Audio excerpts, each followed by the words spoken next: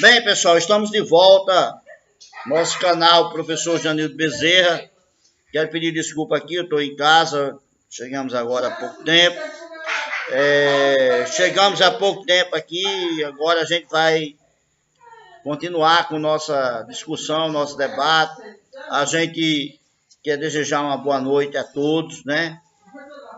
Nesse processo que está acontecendo no Brasil, começo do governo Bolsonaro, e a gente está fazendo algumas análises. Agora é um momento de muita vigilância, porque começa realmente, efetivamente, o desenvolvimento, o desenrolar do processo do governo, né?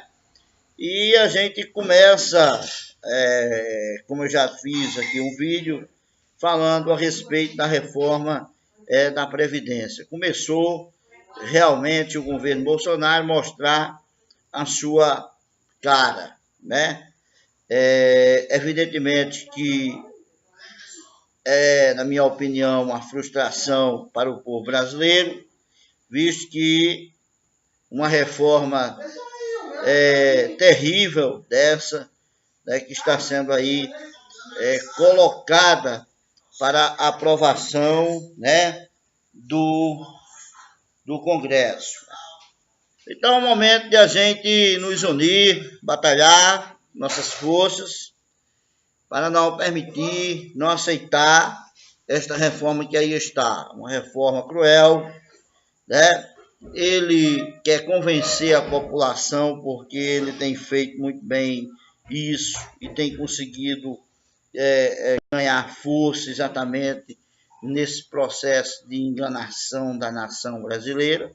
E esse processo de enganação começou desde sua ação lá no parlamento, depois desses processos que aconteceu no desenvolvimento do governo do PT.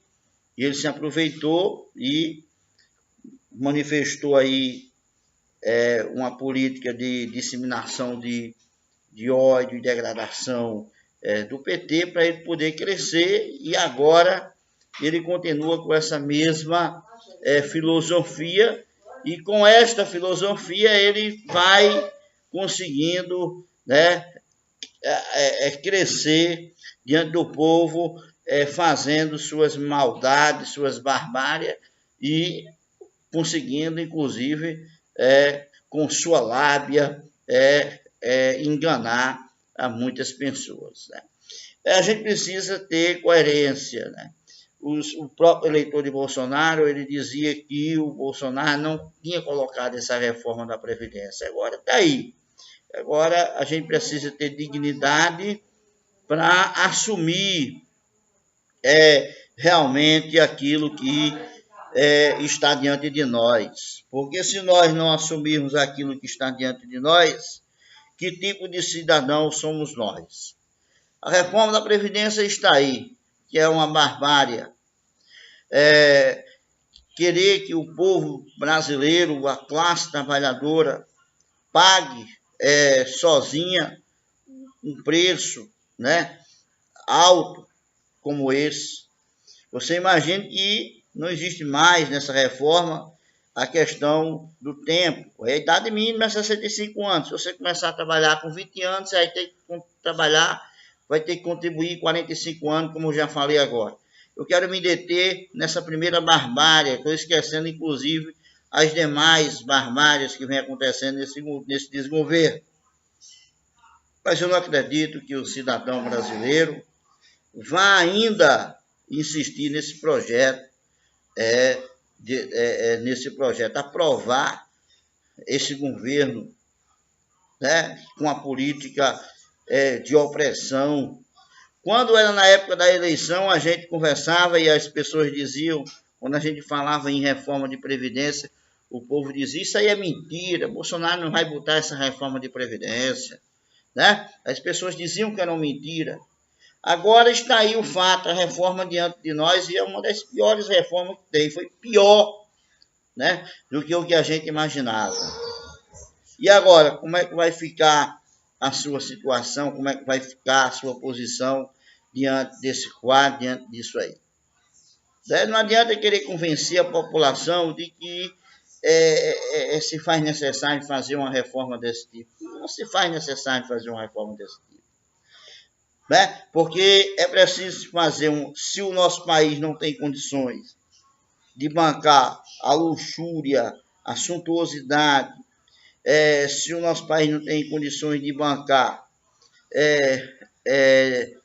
os altos salários, os grandes privilégios dessa cúpula, dessa elite, então a gente tem que começar por lá. Por que somente os pobres têm que pagar o preço?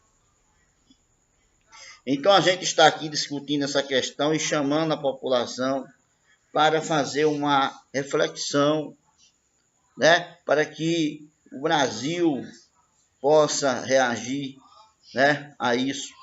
E eu acredito que não vai ficar só por aí. Nós já tivemos uma reforma, que era a reforma trabalhista, onde também ele foi a favor dessa reforma.